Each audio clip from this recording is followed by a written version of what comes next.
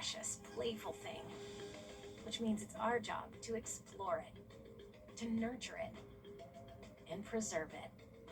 Riverbanks Zoo and Garden. Live a wild life. Thanks for watching News 12 on your side. Big value. Ready to grab and go at Parker's Kitchen. Value deals starting at just $4. Make your next stop Parker's Kitchen. Live from Augusta, you're watching News 12 at 6 o'clock.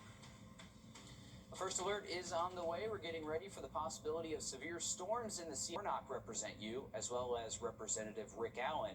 In South Carolina, Senators Lindsey Graham and Tim Scott represent you, as well as Representative Joe Wilson. We have their numbers on your screen now. We also have their contacts and the entire 12 on Your Side investigation on our website, wrdw.com. The race for Augusta, Richmond County's next mayor is underway. We're sitting down with all four candidates to hear directly from them about their plans for the city. Tonight, the incumbent, Mayor Garnett Johnson, says 4 years of growth, action, and results have earned him another 4 more years. He sat down with your Sydney Hood. She joins us live tonight in the studio. Sydney. When he launched his re-election bid, Mayor Johnson leaned on those 3 promises. His pitch to voters: more economic growth, smarter spending, and a government that delivers results. 4 years in office, and Mayor Garnett Johnson says he's delivered. Growing our economic opportunities through jobs and investments, growing our population, growing our housing inventory. Johnson points to new investments, including incoming employers like Rubis and NetJets. He also credits a bipartisan approach, securing funding from both the Biden and Kemp administrations. My only fight is Augusta's fight, so you let the Democrats and Republicans and Independents fight the battles in Atlanta and in Washington. My only fight is making sure that we secure the funding to make sure that Augusta continues to grow and to thrive. But Johnson's tenure hasn't been without challenges. More than $6 million in federal COVID rental assistance funds were not distributed as intended, money meant to help Augusta families pay rent and utilities. Johnson says his administration uncovered the issues. We're changing that. We're exposing things that should have been exposed years ago. So I'm glad that we have the administrator's office as well as the commission and the mayor's office that's working through all of these issues that have been underlying issues that have not been made apparent to the public that we're now addressing. I ran on the change platform knowing that Augusta was experiencing some struggles with transparency and accountability. I think we've delivered all of that. Johnson says fixing those issues is part of a larger push to spend taxpayer money more wisely. What we have to do is we just have to tighten our belts and find out where there's opportunities to create more efficiencies in our departments and deliver those savings to the taxpayer. Mayor Johnson says if reelected, he has his eyes on Augusta's riverfront, saying SPLOST 9 funding would allow the city to, quote, reimagine the Riverwalk and reopen the abandoned boathouse to the public. Again, all week we are highlighting all 4 candidates, asking for your vote in this race. Our coverage continues tomorrow with Stephen Kendrick. Thanks for that, Sydney. And here's a look at where you can vote in Richmond County. You can also drop off absentee ballots at the Municipal Center drop box. Early voting continues in Georgia every day except for this Sunday. And here's where you can vote over in Columbia County. Polls are open from 8 to 5 on weekdays and 9 to 5 on Saturday the 9th. And after years of financial struggles, Payne College is getting some special recognition from Augusta leaders. We hear from Payne College's president on how their accreditation will help the college. Riley.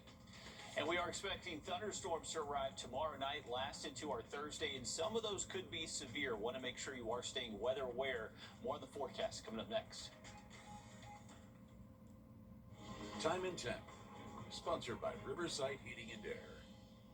For comfort you can count on, call Riverside Heating and Air. Now offering 60-month no-interest financing on new system replacements. Stay comfortable with Riverside Heating and Air.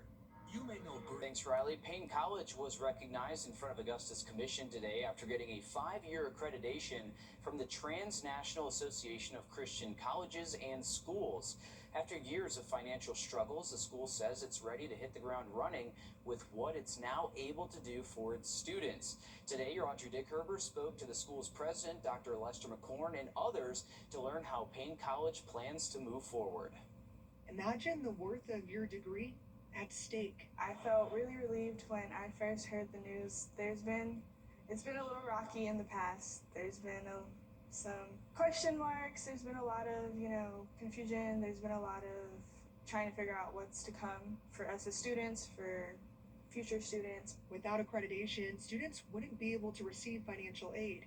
It would be harder to get sponsors, and the future of the school as a whole was being questioned. The biggest question was around our finances, and I don't think it's any secret that Payne has had some financial struggles down through the years. We have not had, until recently, a positive annual balance, so we were able to do that in 1 year, which is pretty phenomenal. A sense of relief felt across campus. To hear the news that the accreditation is being confirmed, it's just overall like a breath of fresh air, honestly, to know that, well, we're good. We're good for current students, future students, students that are still yet to come. And now with accreditation, they can start looking forward, such as building their 10-year strategic plan and adding summer school. Our Board of Trustees has approved us to go forward with the establishment of 9 new bachelor's degrees and 9 new master's degrees. With the goal of 400 students in the fall and 1,500 by the end of the plan. We will have to build new facilities, new residence halls, new academic buildings. Payne already has a nice campus, so we'll enhance what we already have, but the hope is to add new facilities to meet the needs of the 21st century. Hoping the pride for Payne continues for generations. Continuing to grow, we have strong reputation, strong academic standards, and overall it just makes me really proud to be part of an institution that's continuing to grow. In Augusta, Audrey Dickherber, on your side. Thanks, Audrey. It's graduation season. You're taking a live look ahead of the Aiken Technical College commencement ceremony, where nearly 400 students are earning their certificate, degree, or associate's degree. You can see a packed house there. A huge congratulations to all of those graduates. And if you are graduating this spring, the job market, well, it is competitive, but there is room for some optimism. Employers say they plan